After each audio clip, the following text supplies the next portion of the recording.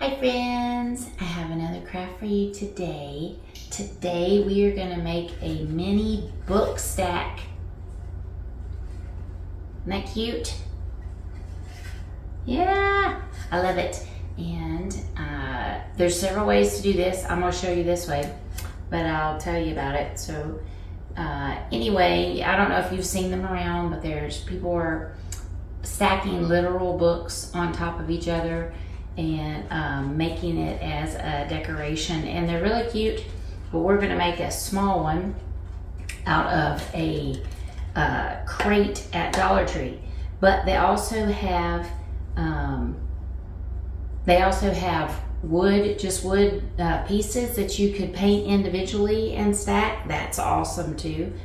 If you don't have any at home, but Dollar Tree sells little, I don't know, half-inch, maybe inch tall pieces of wood that you could stack. This I'm showing you how to make out of a crate. See, it has a hole, came like this. So it has a hole in it. There's another one that has space. This one does not have space in between the levels.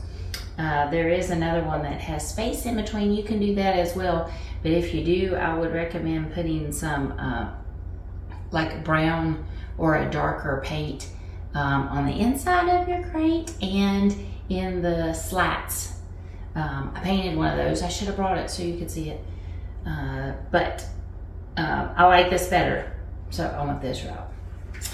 And I went ahead and painted so I didn't have to do that on camera. So it's just one of those crates. And the way I'm going to position it anyway on my my mantle is you're not going to see the holes on the side. So as long as you group it with something else, I think this will work out perfect. So we need this. I just got some acrylic paint. This is one coat.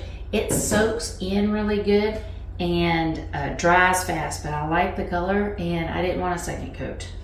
So that's how we did that. How'd I do the words? My sister, she has a Cricut. This is the first time I've ever used a Cricut. Be humble and kind. Cricut is that machine that creates these words on vinyl, and then you transfer it over to the piece of crafting that you're doing. So that's what I'm doing with this one. You could freehand it. My handwriting's terrible, so I can't freehand it. And you could also stencil it. Lots of options. And there's stickers that are already made. You could do that. So you absolutely do not have to do it this way. There's lots of options. So right now I am just going to cut off my words. So what she did was she printed these off for me, and then she laid it on transfer tape, and then so I just stick it on, sort of. So I'll show you. I'm gonna make them go right justified, because that's cute. And I am just taking this, and you make sure that it sticks onto the transfer paper. See, I just pulled it right off. Level it where you want it on your work and stick it right on there. So you could take a credit card or your fingernail, or this is one of those little squeegee things that you used to get with the stones. If you buy stones to cook with, come with these little squeegee thingies. So you could do that, or with your fingernail, and then you just lift up carefully this transfer tape, and it went on there just like that. All right, so now that I know I can actually do that, I will try to show you a little better this go round. So I'm going to get this transfer tape started.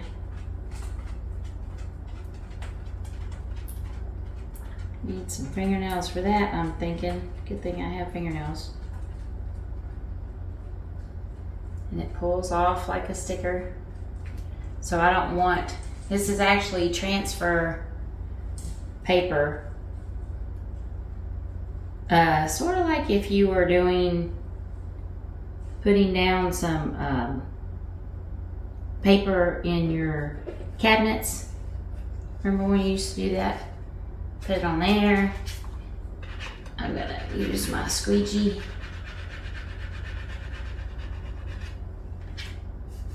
Make sure it's on there. When I pull this tape off, I'm gonna do it at an angle so that hopefully my letters don't come off. I can grab it with my fingernail. I got it. All right, so I'm pulling it off at an angle, slow, so my letters hopefully don't come off. Whoops. My E came off at the end a little bit. That's it. Look how easy that is. All right, let me get my last one on there real quick so that we can get on with the crafting. So pull this off. And lay this on here. This is so much easier than me freehanding. You know the neat thing about stencils though, if you wanted to do it with stencils, is that cute, well, I think it's cute. You have that little extra little bit, you know, so like if you're stamping, you can also use stamps.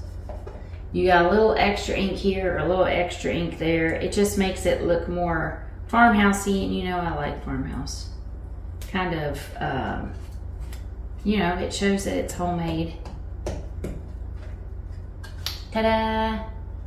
All right, now I want to put some ribbon around just to accent it. So I got this cute gingham ribbon.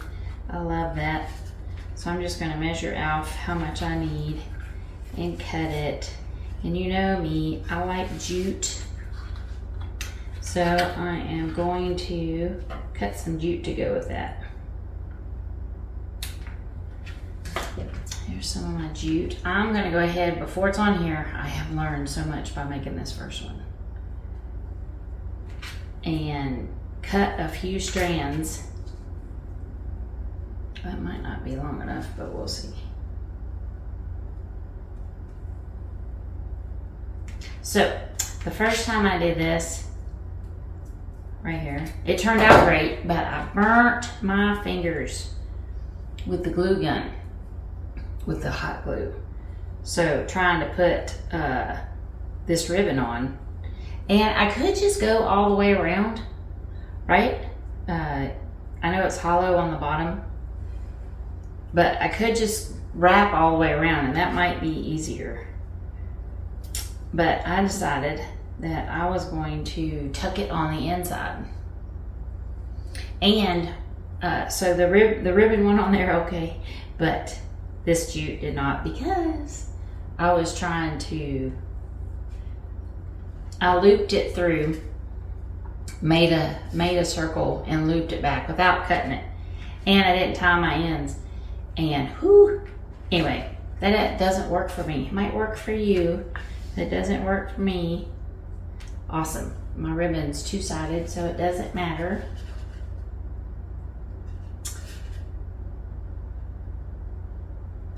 Doesn't matter which side I put on. So I'm just gonna put a little dab of glue in there. I'm gonna use my silicone so I don't fry myself. So you can see where you want it to go, how far over and such. So I'm gonna bring mine over to the edge just a little bit. Wrap it around. Isn't that cute already? That is cute already. Make sure it's straight. Put a little more glue in there. So I don't know if you have seen tier tables. Have you seen tier tables in your crafting? I think they're called tier tables. They're a little like this. You start off with a size like this, your next level's like this, your next level smaller, and you put it on a table or something to display to display little crafts. I have not made one. Okay, now I just learned something else. I'll take one of these sides off. If you're gonna loop this together and tie it together before you put it on your project, make it longer than your ribbon, because I just took up space, right? By tying this knot. So make it a little longer. Longer is better than shorter. Right now I'm not being able to go all the way around. I'm gonna leave a little knot on the end, and that I don't want to do. And I thought I would knot it to see if I could make it more stable underneath. The other is stable. I just thought it'd be easier to glue. But I'm just complicated things just a smidge. All right. Awesome. I am going to tuck the knot in first. But again, if you're going to knot it like this, give yourself a little extra space, not like me. All right, set it down, glue it on.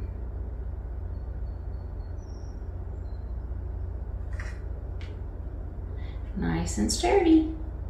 I just did like 2 little strands.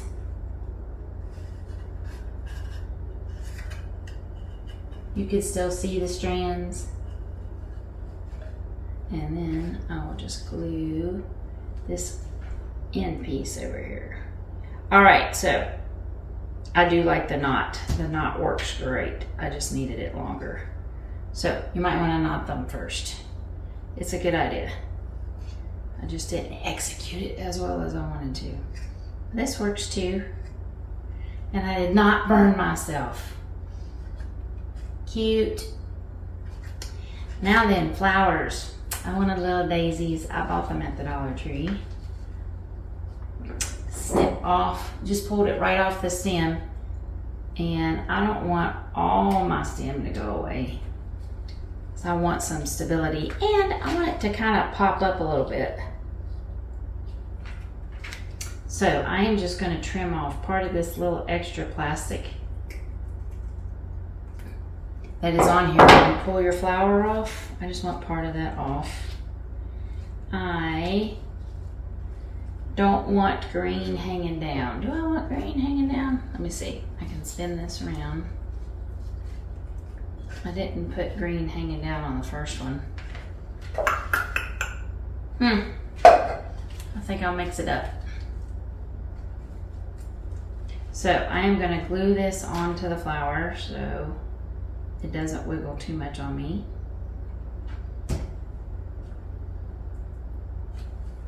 And like so.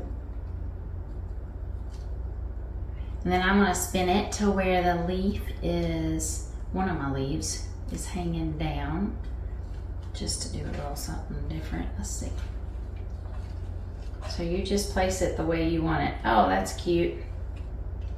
That's cute. I like that. So just put some more glue up here and put it on there.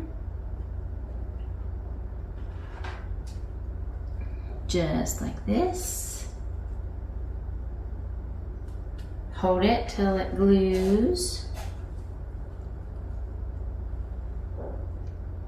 Nice.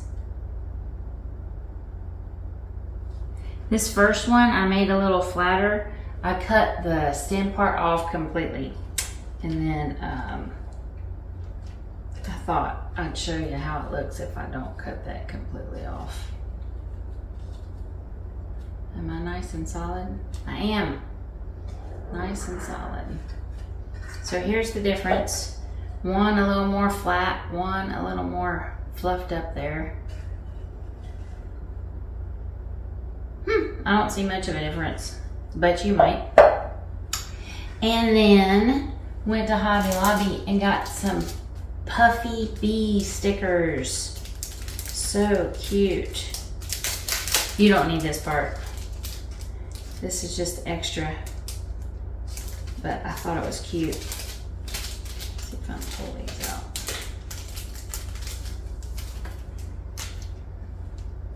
All right, what's my space look like? I'm gonna put it right beside the bee part, I think I'm gonna make it fly this way. But these are puffy 3D stickers. I think I'm gonna put mine right there. And it's already self-adhesive. So I just pulled it off and put it on there. Isn't that cute? I love this. It's a simple craft. It's fun, but looks really cute. Doesn't take up much space, because you know, all of us have a whole bunch of stuff at home. We don't have a whole lot of space. Always space for another craft though. And there you go. Book stacks.